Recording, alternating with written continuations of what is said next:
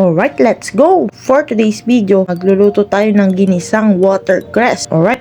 Galing Bagyo kasi si Darling kaya bumili siya ng gulay. Imbis na flowers yung binigay sa akin, bouquet ng watercress. Alright.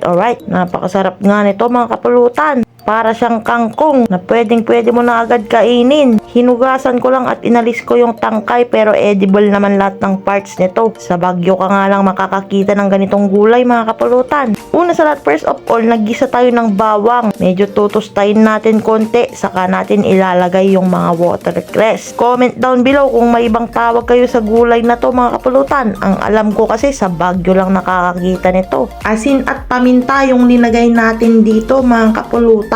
Nagtubig nga rin siya. Siguro tinawag na watercress kasi nagtutubig. Alright. Nag-add lang tayo dyan ng konting magic sarap pampalasa. At wala na tayo dyang ilalagay na iba pa. Ginisa lang talaga natin to mga kapulutan. Subukan nyo rin to pag umakyat kayo ng Bagyo. Maghanap kayo ng ganitong gulay. Napakasolid, napakasarap. At napaka-healthy pa. Bawal rin kasing kumain ng karne ngayon. Kaya maggugulay muna tayo for today's video. Gulay na masarap. Kinain ko nga lang to na parang spaghetti mga kapulutan. Inalunos-alunos ko lang. Solid!